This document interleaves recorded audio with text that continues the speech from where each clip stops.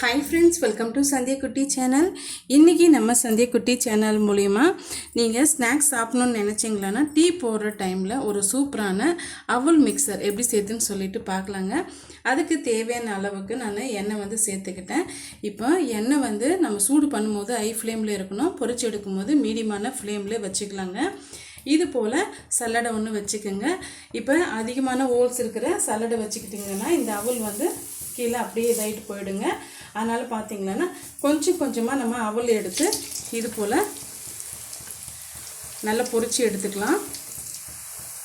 கொஞ்சம் கொஞ்சமாக சேர்த்து நம்ம பொரிச்சு எடுக்கணுங்க. அதிகமாக நீங்கள் எடுத்துக்கிட்டிங்களான்னா சரியாக பொரிஞ்சு வராது. அதனால் கொஞ்சம் கொஞ்சமாக நீங்கள் சேர்த்து பொரிச்சு எடுத்துக்கோங்க. நல்லா பொரிஞ்சு வந்துடுச்சுன்னா அந்த பபுள்ஸ் எல்லாம் அடங்கிடுங்க. அதை வச்சு நீங்கள் தெரிஞ்சுக்கலாம். பாருங்கள், இப்போ பபுள்ஸ் ஃபுல்லாகவே அடங்கிடுச்சு. இப்போ நம்ம வடிகட்டிடலாங்க.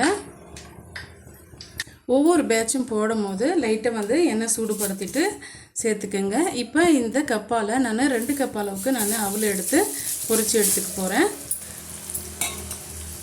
கப் அளவுக்கு அவல் பொரிச்சு எடுத்துக்கிட்டோம். அதே கப்பால் அரை கப் அளவுக்கு வேர்க்கடலை பொரிச்சு எடுத்துக்கலாங்க. அதுவுமே இந்த சல்லடை வச்சு பொரிச்சு எடுத்துக்கோங்க, உங்களுக்கு ஈஸியாக இருக்கும்.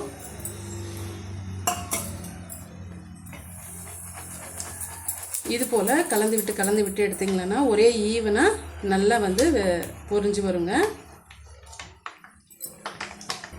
வேர்க்கடலை பார்த்திங்களான்னா கண்டிப்பாக ஒரு 2 நிமிஷத்துக்கு நல்லாவே டைம் ஆகுங்க நல்லா பொரிஞ்சு வர்றதுக்கு. நம்ம போட்ட உடனே நம்ம எடுத்துட்டோம்னா நல்லா கிறிஸ்பியாக நமக்கு கிடைக்காது. பாருங்கள், இந்த அளவுக்கு நம்ம பொரிச்சு எடுத்துக்கிட்டோம். இப்போ அதே கப்பால் அரை கப் அளவுக்கு பொட்டுக்கடலை எடுத்துக்கலாங்க. இது ஜஸ்ட் 1 நிமிஷத்துக்கு நம்ம பொரிச்சு எடுத்துக்கிட்டாலே போதும். ஏற்கனவே இது பொட்டுக்கடலை பார்த்திங்களான்னா ஏற்கனவே வறுத்து வச்ச பொட்டுக்கடலைங்க தாங்க. அதனால் ஜஸ்ட் 1 நிமிஷம் நல்லா பொரிச்சு எடுத்துக்கினாலே போதுங்க. அதிக நேரம் வேண்டாம். இந்த அளவுக்கு பொரிச்சு எடுத்துக்கிட்டால் போதும். இது கூட இது வரைக்கும் இது சேர்த்து யாரும் செய்திருக்க மாட்டாங்க. நீங்கள் இது போல் தான் நீங்கள் செய்கிறீங்களா மறக்காமல் கமெண்ட் பாக்ஸில் பின் பண்ணுங்கள். இன்றைக்கி நான் பொரி எடுத்திருக்கேன். அதையுமே கொஞ்சம் கொஞ்சமாக நம்ம சேர்த்து பொரிச்சு எடுத்துக்கலாங்க. இது ஏற்கனவே நல்ல கிறிஸ்பியாக தான் இருக்கும். இருந்தாலுமே எண்ணெயில் பொரிச்சு எடுக்கும்போது இன்னுமே நல்ல நமக்கு ஒரு கிறிஸ்பியாக கிடைக்குங்க. இப்போ நான் ஸ்டவ் ஆஃப் பண்ணிட்டேங்க. ஸ்டவ் ஆஃப் பண்ணிவிட்டு ஒரு 20 பல்லு பூண்டு நசுக்கி வச்சுருக்கேன். அதையும் நம்ம சேர்த்து விட்டுக்கலாம்.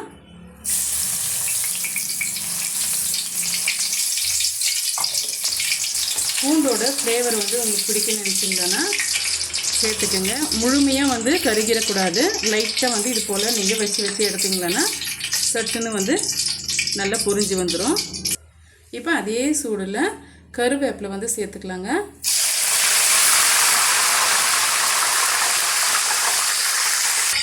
அவ்வளோதாங்க. இப்போ நம்ம எடுத்துடலாம்.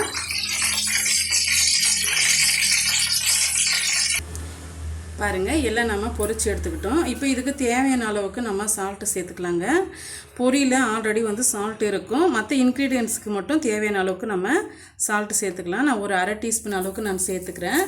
சேர்த்துட்டு நம்ம அப்புறமா நல்லா கலந்து விட்டுக்கலாம். ஒரு 1/4 டீஸ்பூன் அளவுக்கு பெருங்காயத்தூள் சேர்த்துக்கலாங்க. ஃப்ளேவர் நல்லாயிருக்கும். முந்திரி பருப்பு உங்களுக்கு பிடிக்குன்னு நினச்சிங்களான்னா அதையுமே நீங்கள் சேர்த்துக்கோங்க. நான் இன்றைக்கி சேர்த்துக்கல. ஒரு 1/4 டீஸ்பூன் அளவுக்கு மஞ்சத்தூள் சேர்த்துக்கலாங்க, நல்லா கலர்ஃபுல்லாக இருக்கிறதுக்காக. இப்போ இது கூடவே மிளகாய்த்தூள் ஆட் பண்ணிக்கலாம்.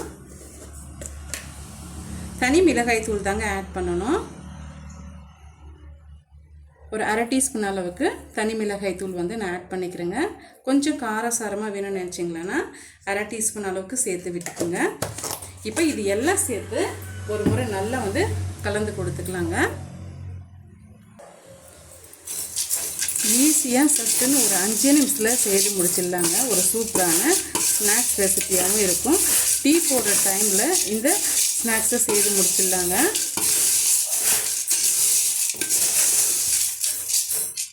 அவ்வளோதாங்க, சூப்பராக ரெடி ஆகிடுச்சு. பாருங்கள் 5 நிமிஷத்தில் இதை நம்ம செய்து முடிச்சிட்டுங்க. இந்த ஸ்நாக்ஸ் ரெசிபி கண்டிப்பாக உங்களுக்கு பிடிக்கும்னு நினைக்கிறேன். பிடிச்சிருந்தால் மறக்காமல் சந்திக்குட்டி சேனலுக்கு சப்ஸ்கிரைப் பண்ணுங்கள், லைக் பண்ணுங்கள், ஃப்ரெண்ட்ஸ் அண்ட் ஃபேமிலியோடு நிறைய ஷேர் பண்ணுங்கள். இதுபோல் ஈஸியாக செய்யக்கூடிய ரெசிபிஸ் எல்லாம் நம்ம சந்திக்குட்டி சேனல் மூலிமா இருக்குங்க. ஃப்ரீயாக இருக்கும்போது செக் பண்ணி பார்த்துட்டு உங்களுடைய ஃபீட்பேக்கை எனக்கு ஷேர் பண்ண மறந்துடாதீங்க. இந்த வீடியோவை லாஸ்ட் வரைக்கும் பார்த்ததுக்கு ரொம்ப தேங்க்ஸுங்க. தேங்க்யூ.